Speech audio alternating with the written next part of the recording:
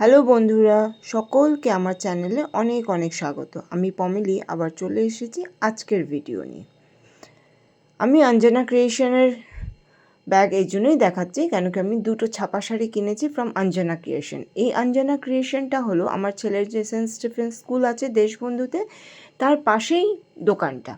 তো আমি এর আগেও ভিডিও দিয়েছি তোমাদেরকে কি আমি বেশিরভাগ কেনাকাটা পুজোর সময় কেনাকাটা করেছিলাম অঞ্জনা ক্রিয়েশন থেকে। আমার পছন্দ মতো জিনিস আমি এখানে পেয়ে যাই, বেশিরভাগটা আমি এখানেই সেরে ফেলি। যেটা না হয় ওটা হয়তো কোনো মল থেকে কিনলাম বা অন্য জায়গায় গিয়ে কিনলাম।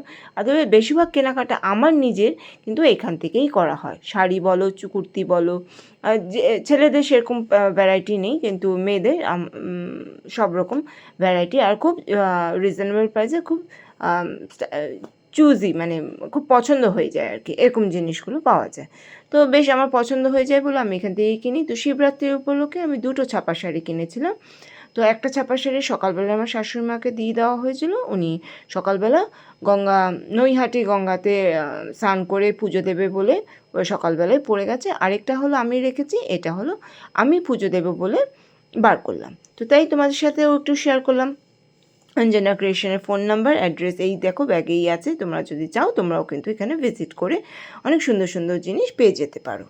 তো দেখো শাড়িটা পরে আমার কেমন লাগছে। আমি পুজোর জন্য মোটামুটি স্কুল থেকে এসে স্নান টান করে আবার রেডি হয়ে গেছি। সাথে চলেও এসেছে গুনগুন, গুনগুনকে নিয়েও দুটো ক্লিক করে নিলাম। তো চলো, পরীক্ষা চলছে তাই সকাল সকাল নিজের পুজোটা দিয়ে চলে গেছিলাম। তো স্নান টান করে আলতা পরে নিচ্ছি। সবাই আমরা পুজোর আগে আলতা পরি, তাই না? তো সকালবেলায় শাশুড়ি মা অনেক রকম ফুল দিয়ে গেছিলো, আমি গুছিয়ে রেখে দিয়ে গেছিলাম এসে পুজোটা দেব। 5 রকম ফুল, 5 রকম ফল, মিষ্টি, দই সবই কিন্তু জোগাড় করা হয়ে গেছে। তো আমি ধুয়ে টুয়ে সব রেডি করে ফেললাম। রেডি করে এবার দুধের অপেক্ষায় ছিলাম। কাকুও দুধ দিয়ে গেলেন।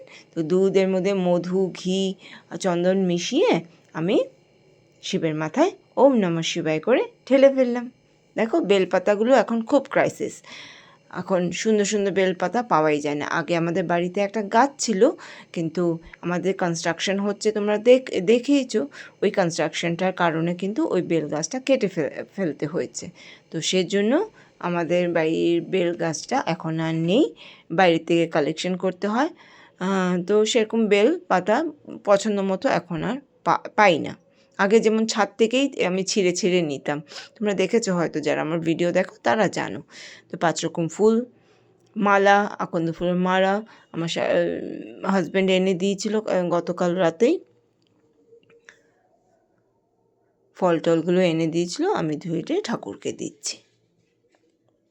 আমিও যেতাম গঙ্গায়, কিন্তু যাওয়া হলো না কেন কি ছেলের আজকেও এক্সাম আছে, আগামীকালও এক্সাম আছে। তো সম্ভব নয়, খুব টায়ার্ড হয়ে যাব। আর এক্সামে আমি দিতে যাই আবার নিতে যাই, তো সব করে উঠতে পারবো না, টাইমে ফিরতে পারবো না, তাই আমার আর যাওয়া হলো না। তো শাশুড়িমা গেছে, ঠিক আছে, একজন গেলেই হবে। তো আমিও পরীক্ষার এত ব্যস্ততা, বাড়িতে কাজ হচ্ছে, এত ব্যস্ততার জন্য আর কোনো মন্দিরে গিয়ে পুজো দিলাম না। আমি আমার বাড়িতে শিবলিঙ্গ আছে, ওই শিবের মাথায় এক্সাম ছিল, তাই সকাল সকাল নিত্যদিন যেমন পুজোটা দিই তেমনই পুজোটা দিয়ে চলে গেছিলাম। এখন আবার স্নান টান করে স্কুল থেকে ফিরে এসছি। হাই, কে এসছে আমার সাথে দেখো শিবের মাথায় জল ঢালতে? আমার ঠাকুর ঘরে চলে এসছে আমার গুনু মামা। আমার গুনু মামা চলে এসছে, তাই না? আমার সাথে জল ঢালবে না বাবা? ও বাবা দিচ্ছে, ওই যে ওই যে ওই যে ওই যে মাম্মা ডাকো, মাম্মা কই, মাম্মা কই?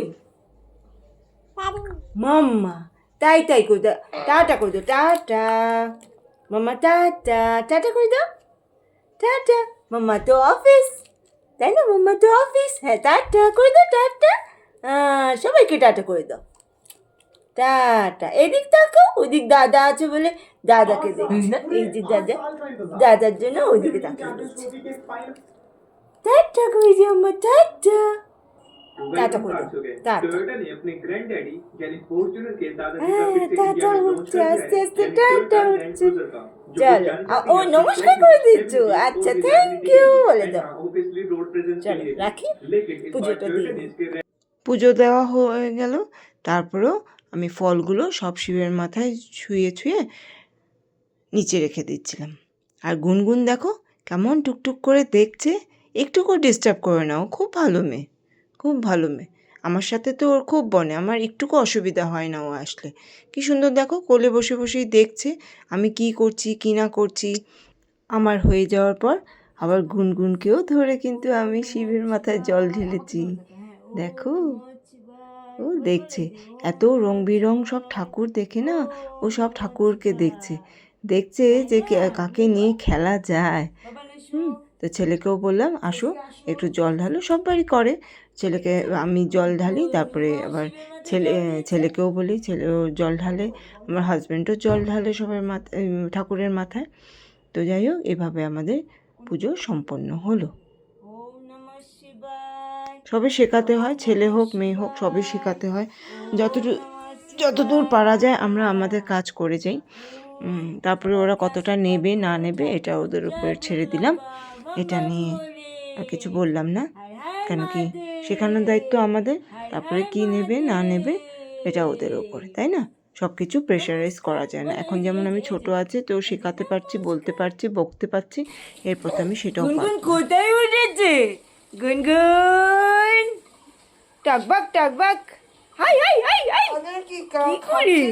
টাটা টাটা বলো, ঘোড়া চলো ঘোড়া চলো ঘোড়া চলো রে, চল মেরে ধন্য, টকবক টকবক চল মেরে ধন্য, টকবক টকবক চল মেরে ধন্য, টকবক টকবক।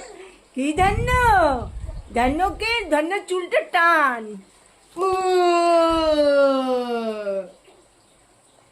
চল মেরে ধন্য।